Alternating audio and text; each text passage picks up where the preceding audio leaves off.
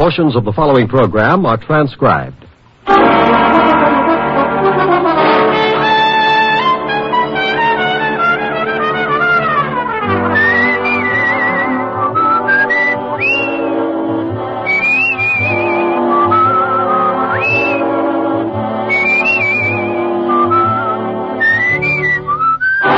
Here's Dick Powell as Richard Diamond, private detective.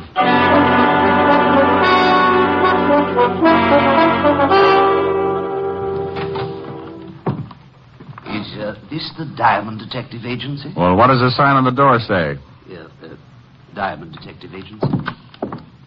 And take a guess. Are you Mr. Richard Diamond? It depends. How much does he owe you? Nothing. You just want to speak to him? I do. You come as a client? Yes, I do. You have $100 a day in expenses? Yeah, I do. Then I now pronounce us man and client. Your name, please? My name's Thomas Jason. The stockbroker? You better pay cash. Oh, I'm retired now, Mr. Diamond. And to end this nonsense, here's your $100. Oh, thank you. Now, what's your trouble? It's Carol, my adopted daughter. We adopted her when she was 12, but my wife died shortly after. Frankly, Carol has been trouble ever since. And now? Now, I'm afraid it is no longer a matter of delinquency.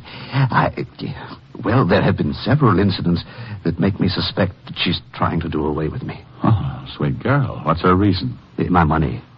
In my will, she is my only heir. Why not change the will? I said I suspected her, but I'm not certain, Mr. Diamond. And you understand, it would be terrible to disinherit her if I am wrong about my suspicions. I simply must be sure before I change my will. She have any idea of your suspicion? Yes. This morning I did speak to her. Mentioned the possibility of cutting her from my will. She flew into a rage, made several terrible threats. Oh, what do you want me to do? I want you to... Oh, excuse me. Diamond Detective Agency, we have the only corpse with the lie-down design. Oh, Rick. Why don't you answer the phone right? Okay, Helen, baby. Diamond Detective Agency, Mr. Richard Diamond speaking. What? See, it throws you. Mr. Diamond. Honey, I'll see you tonight. I got a client. She? He. Good. Aye. You were saying, Mr. Jason, before I was so nicely interrupted. Yes, I want you to either prove my fears to be true or groundless. If I am right, I will change my will, of course. Where do I start? Come to my house at 3 this afternoon. Here's the address. I'll introduce you to my stepdaughter, Carol, as a business acquaintance. After you've met and talked with her, I'll give you what details I have about her threats and actions. Okay, Mr. Jason, I'll be at your place at 3 this afternoon. Good day, Mr. Diamond.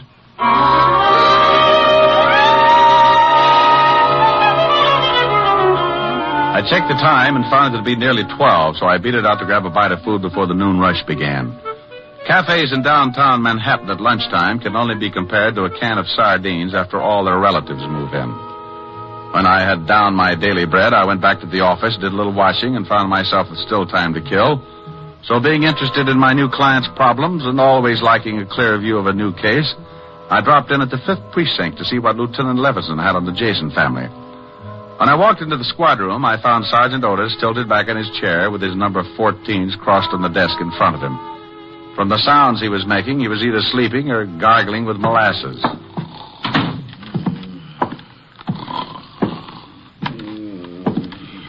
Sergeant Otis. Oh, boy. Sergeant Otis. Come down. Otis, wake up. What? Oh, it's you, Chalmers. Patrol Leader Diamond with his stout-hearted brownies who were shocked by your dreams. Shame on you. Hey, how'd you know I was dreaming about a dame? I peeked. You know, I think I'll tell the lieutenant that you were sleeping on the job. Well, no, please don't do that, Chalmers. You'll start me pounding the beat again. Please don't tell him. Maybe I'll let you off the hook, but only if you tell Walt we're pals. That might stop him from giving me the devil about ribbing you. Pals? You mean friends? Buddies. Oh, no, I couldn't stand it. Hello, Walt. Okay, so where's the body? Nobody. You lost one? Now, you stop that. Well, get you.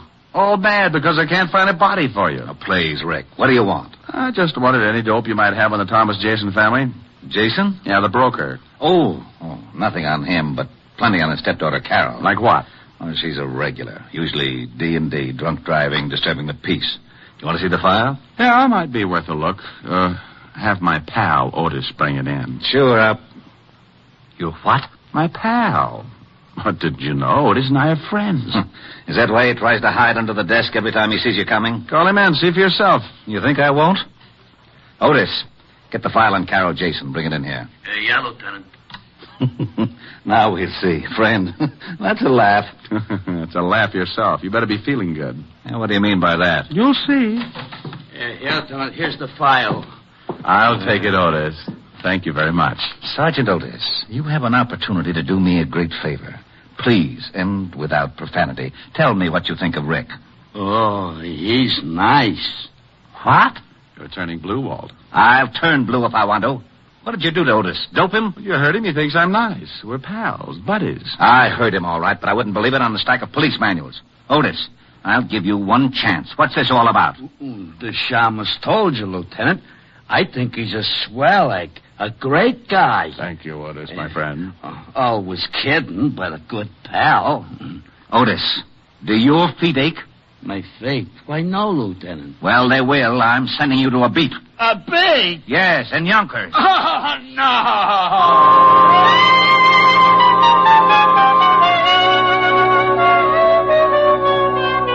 I went through the file on Carol Jason and found out Walt hadn't been kidding. She'd been picked up for everything from kicking dogs to slugging her boyfriend with a champagne bottle. Real nice girl. I left Walt trying to third-degree the truth out of Otis and headed for what I hoped would be a nice, easy case. In a few minutes, I was in front of my client, Jason's house on East 66th Street. It turned out to be a modest little shack of some 30 rooms with a brownstone cover. I was ushered in to wait in the library for Thomas Jason. But I got a surprise. Mr. Diamond? Well, now I bet you're Carol. Your stepfather's told me so much about you. You're a friend of my stepfather's? Well, you might say we have things in common. Where is he? I'm afraid you can't see him, Mr. Diamond. You see, he's become quite ill. Oh, ill so quickly? I talked to him a few hours ago. He's about as sickly as Paul Bunyan. Mr. Diamond, will you please leave? Not until you tell me what happened to Jason, where he is, and why I can't see him. Get out. Do you hear me? Get out. Oh, put a cork in it, honey. Your father suspected trouble. Apparently it came quicker than he thought. Me, I want to know all your little secrets. Just who are you? Policeman? Private policeman, dear. Your father hired me this morning. Well, I'm firing you this afternoon. Father's ill, and I will not allow him to be disturbed. He paid me for a day's work. Tomorrow you can fire me. Is he here? No. Now will you get out, or do I call the real police? Oh, maybe you'd better, dear. There's a smell around here that isn't a room full of roses. All right. If it's going to save trouble, I will tell you this much. Father had a serious mental condition. This afternoon, a couple of hours ago, he had an attack. And I was forced to have him taken to a place where he could be treated properly. With what? Embalming fluid? Why, you insulting. Where was he taken? Who's the doctor? I think I've answered all the questions I need to, Mr. Diamond. My actions are entirely legal. If you persist in your insinuations, I shall see that your license is revoked and that you are charged with defamation of character. Oh, get you. You've been reading up on the law, and I'll bet I know why. All right, dear. I'll leave now. Go on and don't come back. Temper, temper, temper. I'm going, but we'll see each other again.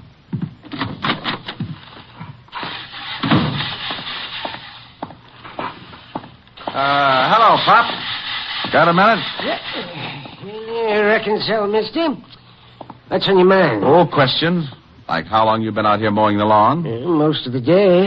Why? Did you, see Mr. Jason leave? Oh, sure. Left in an ambulance, he did. He was wearing a funny white coat with the arms tied in back. My fashion certainly changed. You didn't notice any name on the ambulance, did you? Well, as a matter of fact, I did, mister. Oh, my, it was a silly name. About the silliest I've ever heard of. Oh, the name, Pop. What was it? Oh, don't be in such a dang rush. It was, Home Sweet Home Rest Home. Oh, no. Ain't that silly? I don't think my client agrees with you.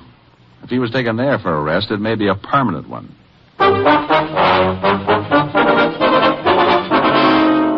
Next stop, a drugstore with a phone book.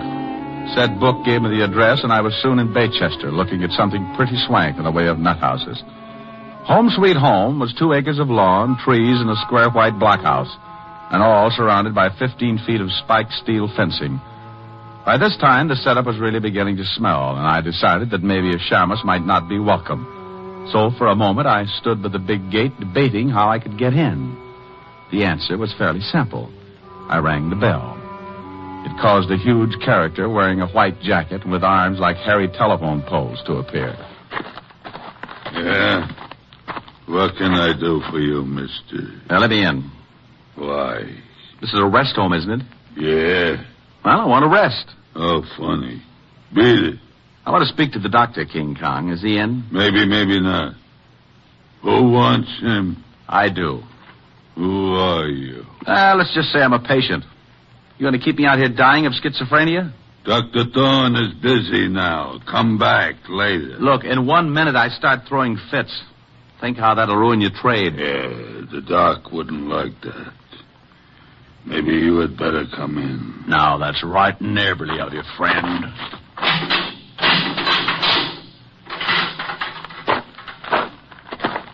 Wow. Nice place. For nuts? Please, I'm a patient, remember? So, if you're a nut, I should care. If you ain't, why should you? Now, that's a homely bit of philosophy. Tell me, what do you do here? Break skulls? I don't think I like you. And I'm a nurse. What a shock this will be to Dr. Kildare. I don't know him. Now, you wouldn't.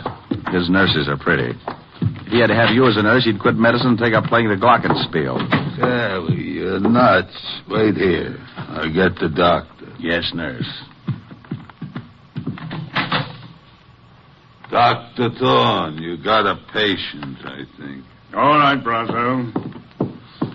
I am Dr. Thorne, sir. What can I do for you? He's nuts, Doc. Be quiet, Brazo. Oh, he's right, Doc. I'm nuttier than a squirrel's hideout. Well, I'm afraid I can be of no assistance, Mr. Promise you won't tell? Yes, I promise. I am Sherlock Holmes. What? H-O-L. I can spell.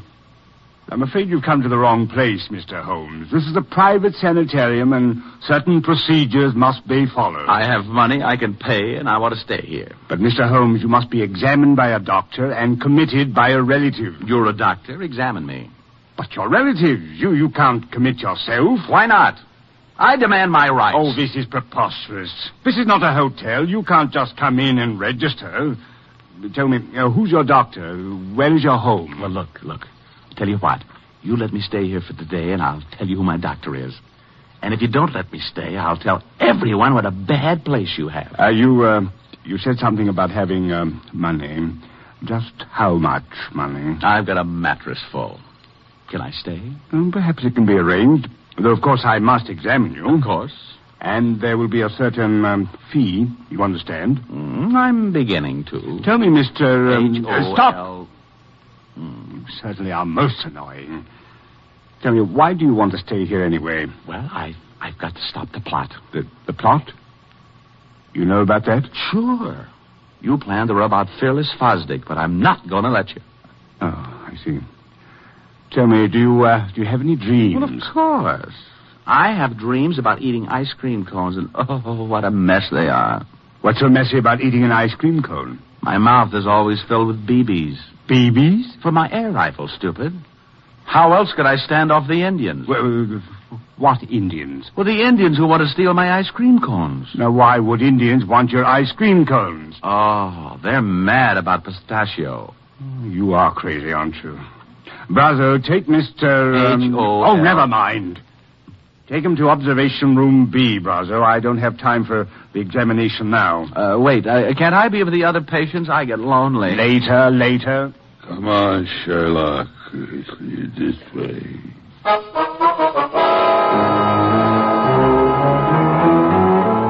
Well, I was in, thanks to the good doctor not being able to pass up a possible easy buck. The big ape Brazo led me to a small room with bars on the window and a spring lock on the door. When he left, I made like a smart gumshoe and went after the lock with my penknife. Due to my early training in picking locks at the automat, I was out like Alabama. I found myself in a long hall with 7 rooms, 3 on each side and 1 at the end. I knocked on every door. Nothing. Not even Bogart. The last one had to be Jason. Are you in there, Mr. Jason? Diamond. Oh, I am glad to hear your voice. Please, get me out of here. Just take it easy.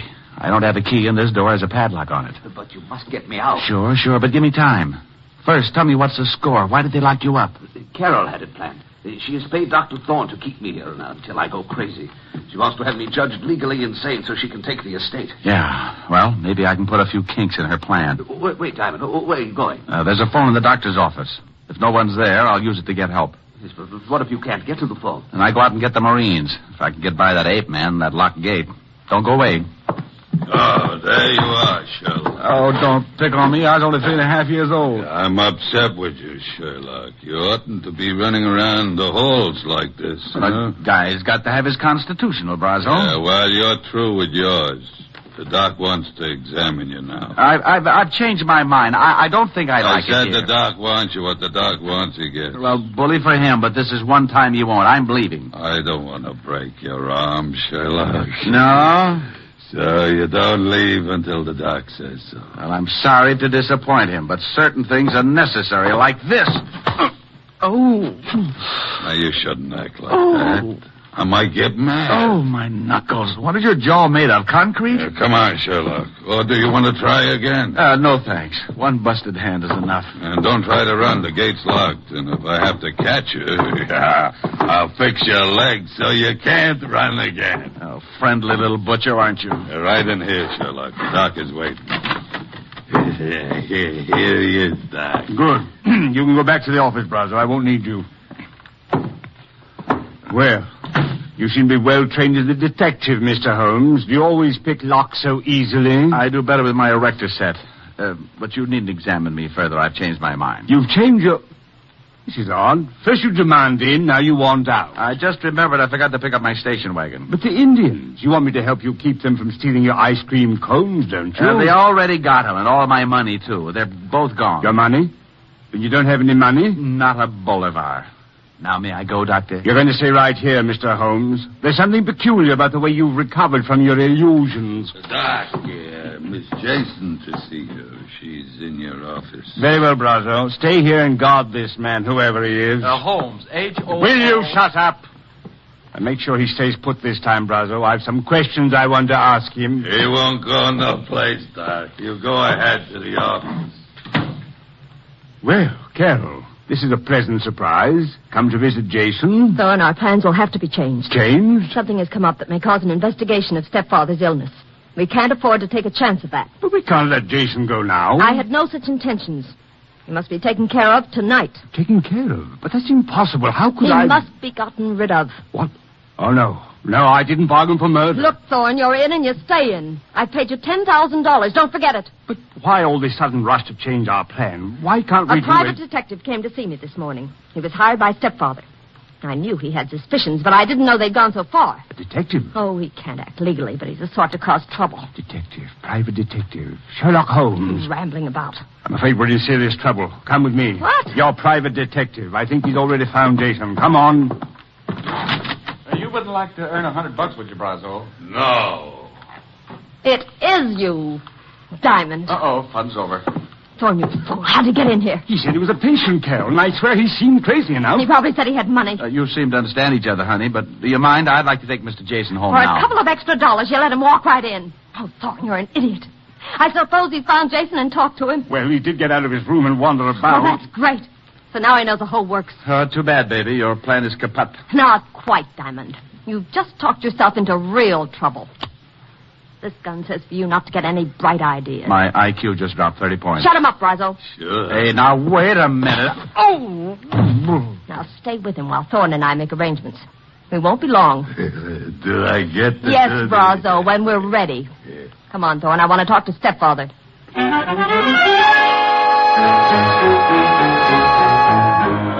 Brazo's fist was made of the same stuff as his jaw. By the time I came around, darkness had painted the window, and the room was full of shadow and Brazo. The big hulk was squatting a few feet away, paying no attention to me. So I waited till my mind was clear while I eased off my right shoe. The heel was leather with a steel plate in it. I could only hope it was harder than Brazo's skull. With the shoe in my hand behind me, I was ready. Only to have him catch me stirring. Coming to, Shamus? Yeah. Hand me my cigarettes, will you, Brazo? You need a smoke, huh? Sure. Where are they? Fell out of my pocket over there behind you. Where? I don't see it. Say, that's not... Need another? Stop that. Oh, come on, Buster, fall. Well, is little old Brazo finally getting sleepy? Happy New Year, Buster.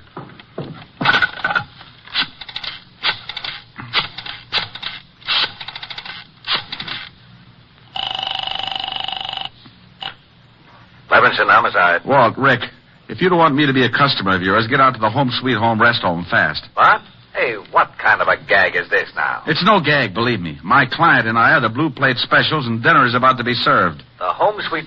Oh, it still sounds like a gag. Who'd call anything that? Now, don't argue, Walt. It's no joke. Okay, Rick, what's the address? 1820 Allerton Avenue, Baychester. And bring a blowtorch to cut an iron gate. You may have to. All right, I'll be there in 30 minutes. Quicker if you can. Stand right there, Diamond, or I'll use this gun. Good afternoon. I represent the Sleep Looks like Tight... I came just in time. Only now that you've fixed Brazo, you have to dig your own grave. Dig my own grave? Oh, honey, is this trip really necessary? Keep moving, or I'll kill you right here. I move.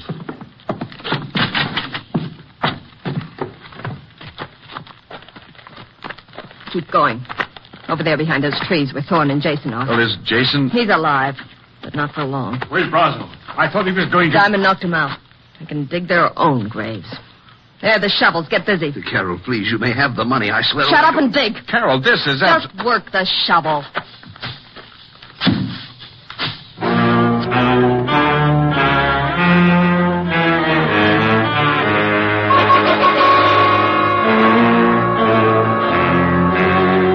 Can you imagine Richard Diamond, private detective, letting a sawed-off female make him dig his own grave? You can't? Well, she did. And for a good half hour. I stalled as long as I could to give Walt Levinson a chance to get there.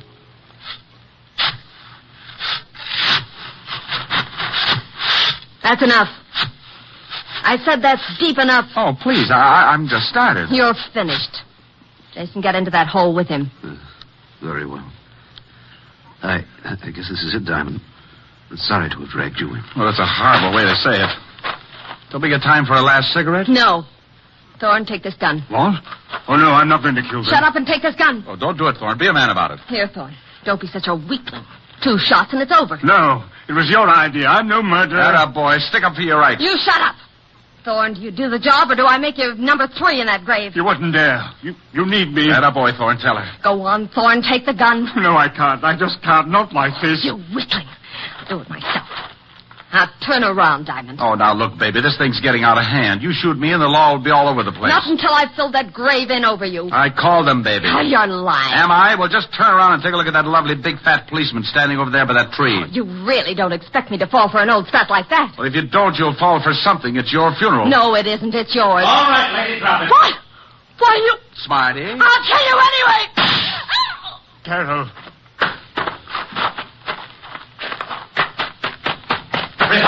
Rick, what the devil's going on here? What are you doing down there? I'm looking at the girl. I think you shot her pretty bad. Who are these 2 guys? The guy with the castanet knees is Doc Thorne. Better put the cuffs on him as an accessory. But you can't do this. I was the one that refused to shoot you. Oh, stop licking my hand. You can tell it to the precinct judge. Otis, snap the cuffs on them and take them out the car. Sure. Come on, you. Now, what about this other guy? The girl's stepfather. How do you feel, Mr. Jason? Sick, Mr. Diamond. How about the girl, Rick? Shall I call the ambulance? I don't know. Carol. Well, Rick? Take your time, Walt. She's not with us.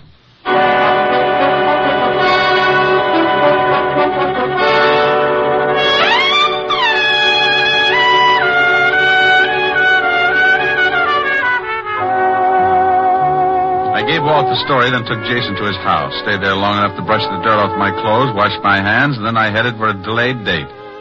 At 975 Park Avenue, I found a big fireplace and a lovely redhead waiting for me. A redhead wearing a dress that was part green silk and part... Well... I'm the library, darling. Come on in. Hello, Helen, baby. You sound like you found oil in the basement. What's with the cheer?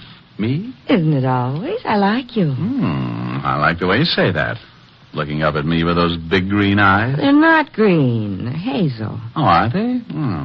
Let me look closer. Not until you sing for me. Sing? Oh, honey, I'm tired. I want to rest. No, you don't. No, over to the piano. Now, Rick, not here. But, Helen, all I wanted to do was... I know, Rick. Oh, you've been using that Ouija board again. I don't want to sing. Now look at my eyes. Close range? Contact. I'll sing. That's better. Like, you must have been a beautiful baby. Oh, love it. You must have been a beautiful baby. You must have been a wonderful child. When you were only starting to go to kindergarten, I bet you drove the little boys wild. And when it came to winning blue ribbons, you must have shown the other kids how. I can see the judge's eyes as they handed you the prize. I bet you made the cutest bow. Oh, you must have been a beautiful baby. 'Cause, baby, look at you now. Like that? That was wonderful, Rick. Come here. About time. Oh, Rick. Do you think you can do that and sing, too? Honey, when you look at me like that, I could kiss you, sing, and knit a whole sweater at the same time. Rick, could you? Want to try? The sweater will take years. I'll buy that. Come here, we'll start with the neck. Rick. You know something? What? I may even knit you a whole suit.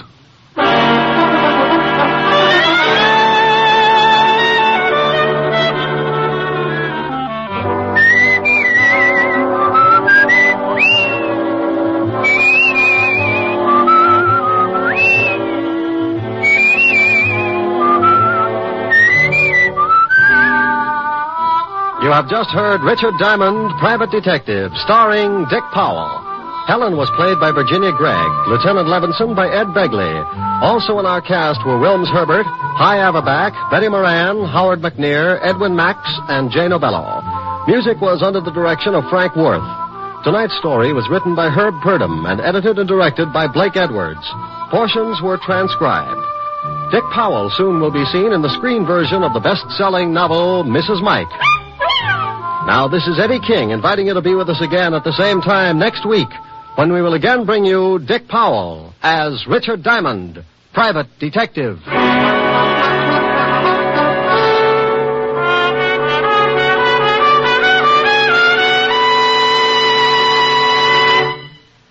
How much is your life worth? Think about that for a minute. Is it worth a little care?